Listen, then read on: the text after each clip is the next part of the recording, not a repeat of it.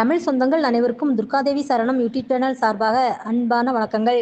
பொதுவாகவே அனைவரது வீடுகளிலுமே துளசி செடியை வளர்த்து வருகிறோம். இந்த துளசி செடியானது அதிக மகத்துவம் நிறைந்த செடியாகவும் மருத்துவ குணங்கள் உடையதாகவும் தெய்வ கடாட்சம் நிறைந்த சக்தி வாய்ந்த ஒரு பெண் தெய்வத்தின் அம்சமாக நிறைந்த செடியாகவும் துளசி செடியின் அற்புதங்களை பற்றி தான் இந்த பதிவில் பார்க்க போகிறோம்.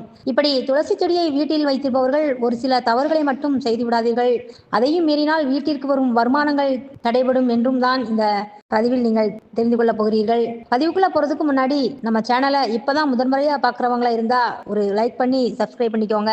பதிவை கடைசி வரை பாருங்க ஃப்ரெண்ட்ஸ். துளசி செடி என்பது ஒரு பவித்திரமான தெய்வீக செடியாக இந்து மத சமுதாயத்திலே சொல்லப்பட்டு வந்துள்ளதுங்க. இப்படி தெய்வீக தன்மையுள்ள இந்த செடி வகையை மகாலட்சுமிக்கு இணையாக ஒப்பிடப்பட்டுள்ளது. துளசி தேவி தான் மகாலட்சுமியாக பக்தர்களால நம்பப்பட்டு வருகிறதுங்க.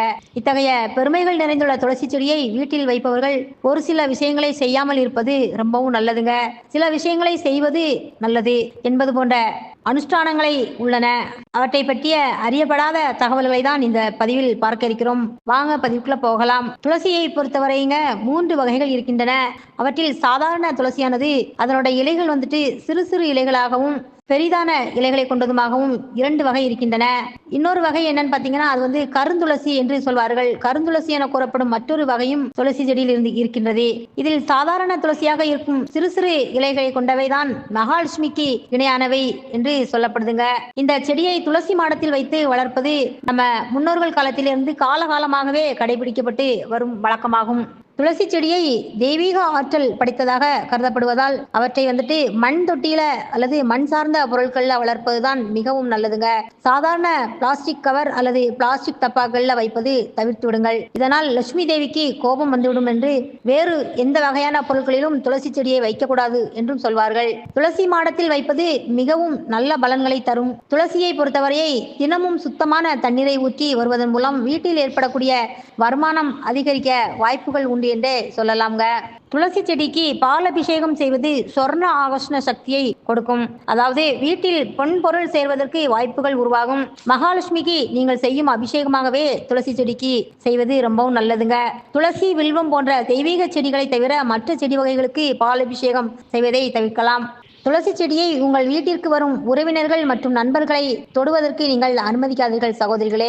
வீட்டில் தினந்தோறும் விளக்கு ஏற்றுவது முதல் வழிபடுவது வரை மேற்கொள்ளும் துளசி செடியை மற்றவர்கள் தொட்டு பார்ப்பதும் அது தோஷமாகவே கருதப்படுகின்றது. துளசி செடியை இலைகளை தேவையில்லாமல் நீங்கள் பறிக்காதீர்கள். நீங்கள் தீர்த்தம் வைக்க அதாவது பூஜை அறையில் பஞ்ச பாத்திரத்தில் இலைகளை பறித்து போடுவதற்காகவும் பயன்படுத்தலாம். பூஜைகள் செய்ய பயன்படுத்துவதாக இருந்தால் மட்டுமே வீட்டில் வளர்க்கப்படும் துளசியை பறிப்பது நல்லதுங்க. மற்றபடி அடிக்கடி பறிப்பது கூடாது. அதுபோல் துளசி செடி நன்றாக செழித்து வளர்வதற்கு அதில் இருக்கும் விதைகளை அடிக்கடி உருவி அந்த செடிக்கே உரமாக போட்டு விடுங்கள். துளசி செடியை காடு போல் அடர்த்தியாக வளர்க்க கூடாதுங்க. ஒரு அளவிற்கு மேல் துளசி செடி வளர வளர அதை அழகாக வெட்டி கொண்டே வர வேண்டும். துளசி செடியை தினமும் 3 முறை வலம் வருவது சிறப்பான பலன்களை தரும். வீட்டில் இருக்கும் கஷ்டங்கள் நீங்க இவ்வாறு 3 முறை வலம் வருவதை எப்போதும் நீங்கள் செய்யுங்கள். காலையில் இல்ல மாலையில் ஏதாவது ஒரு வேளையில் துளசி செடிக்கு விளக்கு ஏற்றுவது என்பது வீட்டில் இருக்கும் மகாலட்சுமியை போற்றுவதாக அர்த்தமாகிறதுங்க. துளசி செடிக்கு நீங்க இவ்வாறு செய்வதால் பணம் பல வழிகளிலும் வந்து சேரும் என்பது நம்பிக்கை.